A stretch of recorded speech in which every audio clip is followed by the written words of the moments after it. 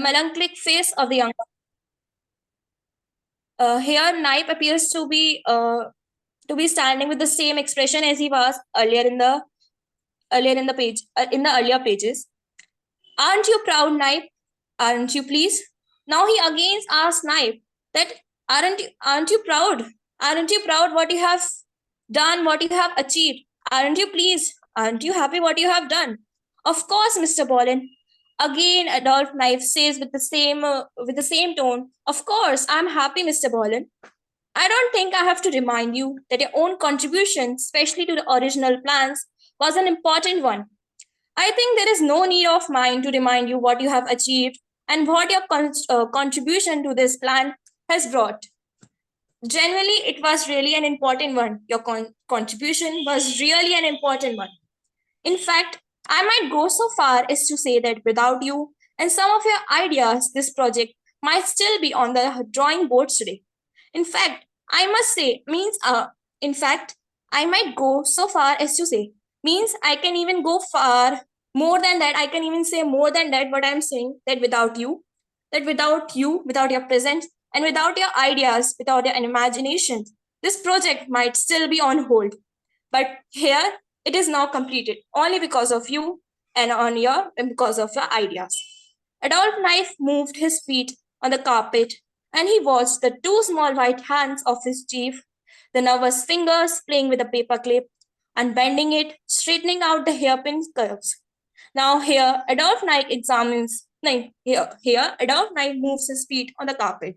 He took a step forward and he started examining the two small white hands of his chief. The nervous fingers playing with a paperclip. Here we see the nervous fingers of Mr. Wallen, which were playing with the paperclip. They were unbending it, straightening out paperclip curves, which generally shows, and it seems that he was nervous.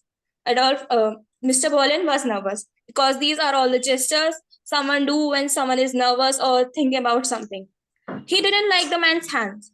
He didn't like his face either, with his tiny mouth and the narrow purple colored lips. Now Adolf Knight starts to examine Mr. Bolin and starts to judge him by his external appearance. He clearly states that he doesn't like his hands, he doesn't like his face either, his tiny mouth, and his narrow purple color lips. It was unpleasant the way only the lower lip moved when he talked. It seems unpleasant to him the way only the lower lip of Mr. Bolin move when he talks. He doesn't like the structure of his lips. Is anything bothering you, Naib?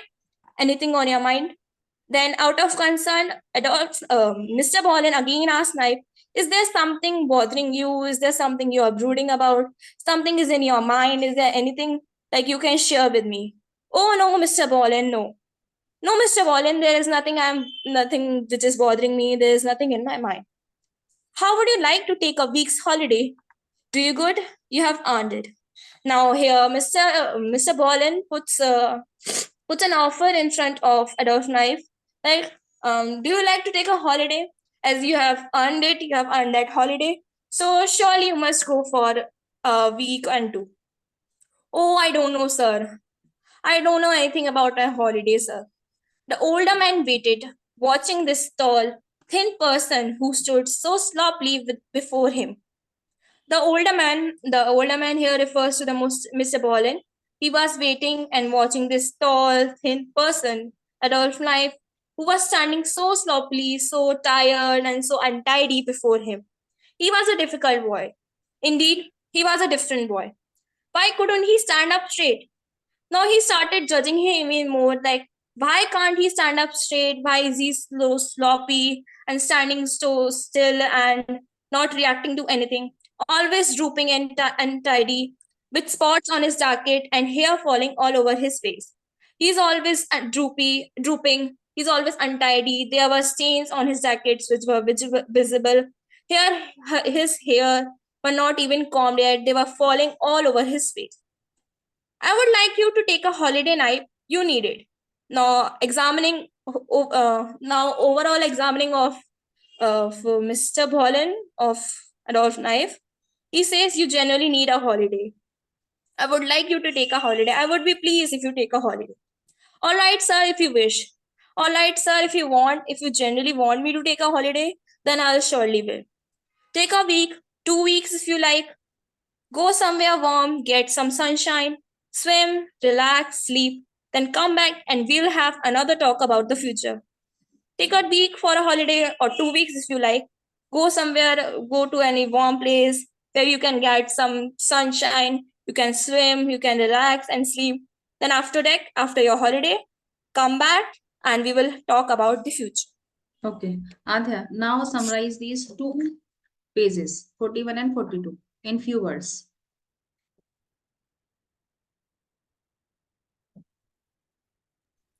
Okay, ma'am. Can you give me a minute? Next, Sanjoli, ready na? After his summary.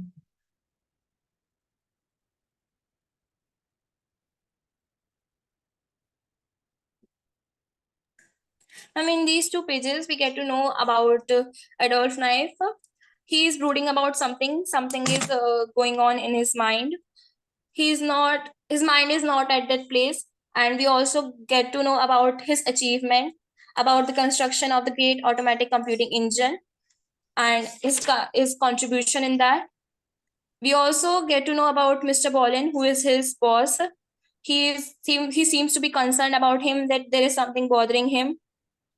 He also, but on the other hand, he also judges him by his external appearance, that he seems so sloppy, so untidy, always drooping. So he asked him to take a holiday as he genuinely needs it.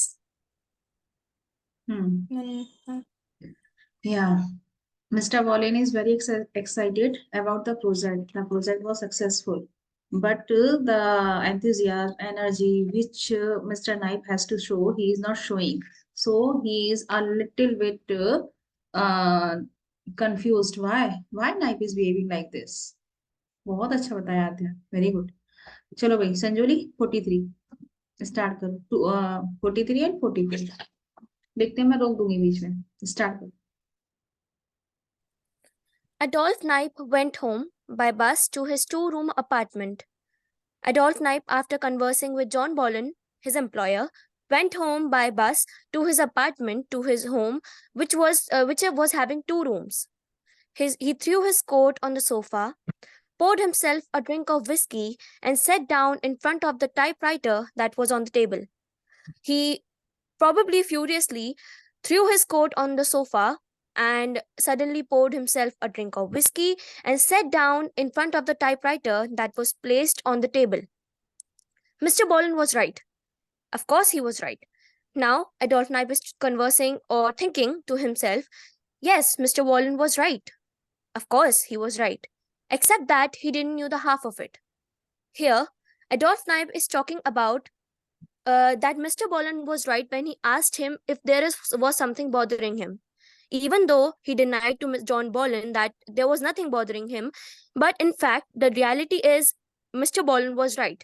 There was something bothering Adolf Knipe, except that he didn't know the half of it.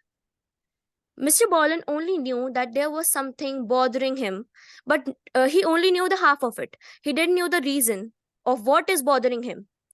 He probably thought it was a woman. Whenever a young man gets depressed, everybody thinks it's a woman. He here means John Bolin must have probably thought that my expressions on the face, which made me seem like that I am bothered by something, must be because of a woman. That is because of a personal love affair. Everybody thinks that whenever a young man gets depressed or melancholic, it's because of a woman. And that same must have been thought by Mr. John Bolin. He leaned forward and began to read through the half-finished sheet of typing still in the machine. He leaned forward to the table and on which the typewriter was placed and began to read the sheet which was half-finished, which had letters on half of it, which had words on half of it, and it was still placed in the machine.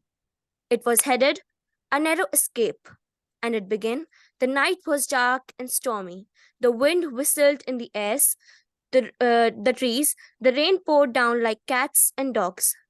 The paper which he started to read was titled, it was headed, A Narrow Escape. And the words that began was, the night was dark and stormy. The wind whistled in the trees. The wind was flowing swiftly through the trees, and the rain was pouring vigorously and aggressively. Adolph Knipe took a sip of whiskey, tasting the malty bitter flavor, feeling the trickle of cold liquid as it traveled down his throat and settled in the top of his stomach. While reading the page, Adolph Knipe suddenly took a sip of whiskey, tasting the malty bitter flavor. The malty bitter flavor, that means a flavor which has a perfect proportion of sourness and sweetness in it. Feeling the trickle of cold, feeling the sensation of the cold liquid as it traveled down from his throat and settled on the top of his stomach till it reached to the stomach. It felt cool at first, then spreading and becoming warm, making a little area of warmness in the gut. It felt cold at first, but then it spreaded and it became very warm, making a little area of warmness, hotness in his stomach. To hell with Mr. John Bolin anyway. And to hell with the great electrical computing machine. To hell with ellipsis. To hell with Mr. John Bolin. Now he's cursing his employer and he's cursing the machine that he's being praised about, that everyone is proud of him. And to hell with, here suddenly his thought stops. Here, at exactly that moment, his eyes and mouth begin slowly to open in a sort of wonder. He stopped. He stopped cursing whoever he was about to curse, because at that exact moment, his eyes and mouth, his senses began slowly to open in a sort of amazement, in a sort of wonder, and he slowly raised his head and became still, absolutely motionless, gazing at the wall opposite with this look that was more perhaps of astonishment than of wonder. He slowly raised his head and froze, completely motionless, without showing any motion, gazing at the wall which was opposite to him. And with as he was having no motion, he just had an emotion on his face. He just had an expression on his face which perhaps looked like more of astonishment, of surprise, than of amazement. He was more surprised than amazed, but quite fixed now, unmoving and remaining thus for 40, 50, or 60 seconds. But it was fixed. The emotion on his face was fixed, unmoving. His body was not moving. His expression was the same. And it remained for about 40, 50, and 60 seconds. For unsurely around 60 seconds, a minute, he stood in that position in it. Then gradually, the head still motionless, a subtle change spreading over the face, astonishment becoming pleasure. Very slight at first, only around the corners of the mouth. Then gradually, after a minute about, his head was still motionless, a very minute, a very simple change spread along all over his face. Astonishment, surprise became pleasure, became happiness, became delight, which was very small at first, only around the corners of his mouth, increasing gradually. The corners of his mouth spreaded gradually, increasingly, and spreading out until at last the whole face was wide open and shining with extreme delight. The expression on his face, which was changing from astonishment to happiness, spread it all over his face, from minute change to a big smile on his face. And his whole face was shining with an extreme delight, with extreme happiness. It was the first time Adolph Knipe. Define this at exactly 2 months. Why? What type of changes in his face? Or why? What the change in the face showing? What do you understand? Ma'am, from this para, we understood that Yeah. at first, Adolph Knipe was very frustrated as we see him cursing his employer and his machine. He was all frustrated, but suddenly he stopped. He became motionless, and his expressions were like he's astonished, he's amazed, like his expressions changed from frustration to astonishment, and suddenly his astonishment changes to pleasure, to delight. But and for the reason we are seeing afterwards. So this para shows his emotions from frustration to amazement to astonishment and then to pleasure. Okay, continue. It was the first time Adolf Knipe had smiled in many, many months. Of course, he said, speaking aloud, it's completely ridiculous. Again he smiled, raising his upper lip and baring his teeth in a queerly sensual manner. Finally, Adolf Knipe, after the roller coaster of his emotions on his face, speaks and says, of course. He's speaking aloud to himself in his room. It's completely ridiculous. It's completely foolish. Again he smiled, raising his upper lip and baring his teeth. He again smiled after speaking this sentence, raising his upper lip and uncovering his teeth in a very strange yet enjoyable manner. It's a delicious idea, but so impractical, it doesn't really bear thinking about at all. The idea which he was thinking, which made him show so many emotions, he marks it as a delicious idea and says it, though it is a very delicious idea, but it's so impracticable. It's very it's very dysfunctional, and it isn't really worth thinking about at all. From then on, Adolf Knipe began to think about nothing else. From that moment, Adolf Knipe began to think about nothing else except that idea, except that delicious idea he was thinking about. The idea fascinated him enormously. At first, because it gave him a promise, however remote, of revenging himself in a most devilish manner upon his greatest enemies. The idea uh, fascinated him and made him happy enormously in a very huge manner. At first, because it gave him a promise, it gave him a an assurance, however remote, which was very distant. The assurance became, even though it was seem very distant, the assurance was of revenging himself, of taking a revenge on the greatest enemies, on his greatest enemies in the most devilish, in a most cruel way possible. That is, the idea fascinated him so much because it gave him an assurance that this idea may be able to give him an opportunity or an ability to take revenge on his greatest enemies. Greatest enemies here, perhaps maybe the editors, uh, whom he has been sending his stories to. From this angle alone, he toyed idly with it for perhaps 10 or 15 minutes. By thinking about this opportunity, by thinking about this promise only, he played idly, uh, without any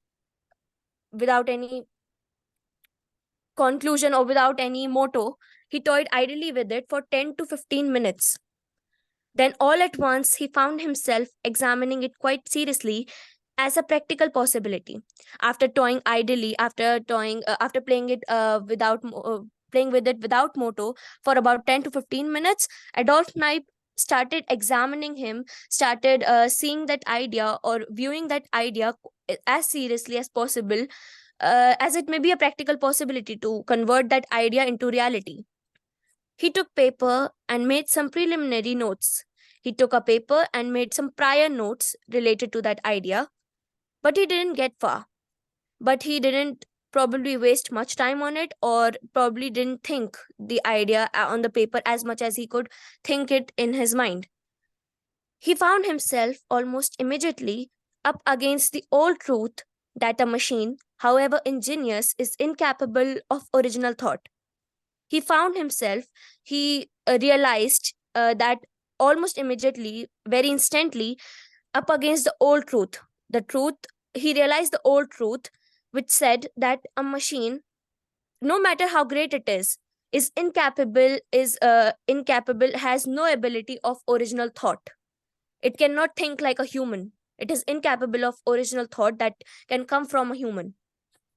It can handle no problems except those that resolve themselves into mathematical terms, problems that contain one and only one correct answer. A machine cannot handle problems which rely on mathematical terms. Mathematical terms, as in mathematics, for a problem there is one and only one correct answer. So a machine cannot work except for the things that have only one possible answer, one possible output. This was a stumper. There didn't seem any way around it. This was completely ridiculous. This was completely impracticable to think about.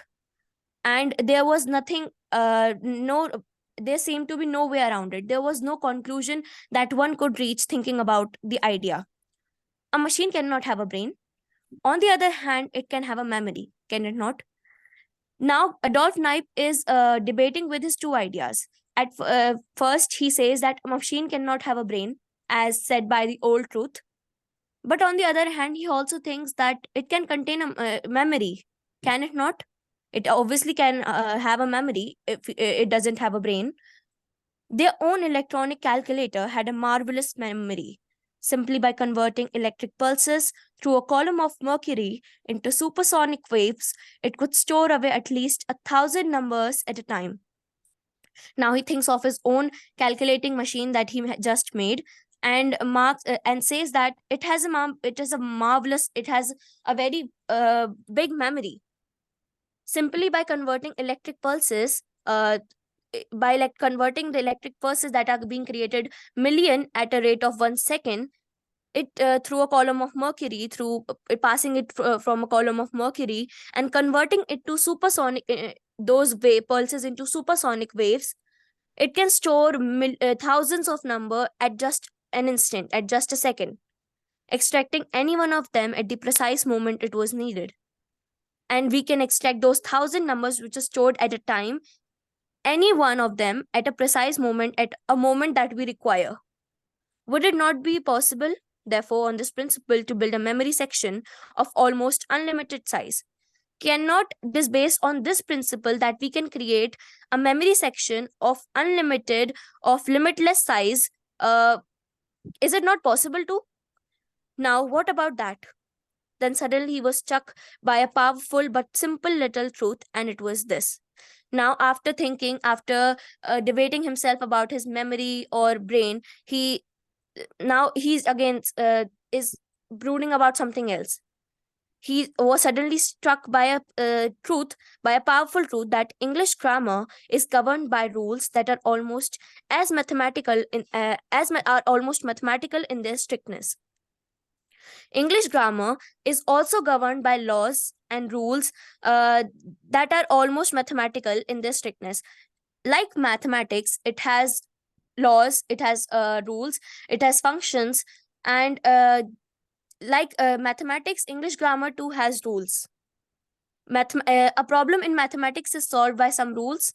Likewise, English grammar's formation of sentences is also done by particular rules. Given the words and given the sense of what is to be said, then there is only one correct order in which those words can be arranged. If we give the words and if we give the sense of what we are trying to say, there is only one correct order we can place in these words. We can place these words in to make a complete, meaningful sentence. Okay. No, he thought. Okay.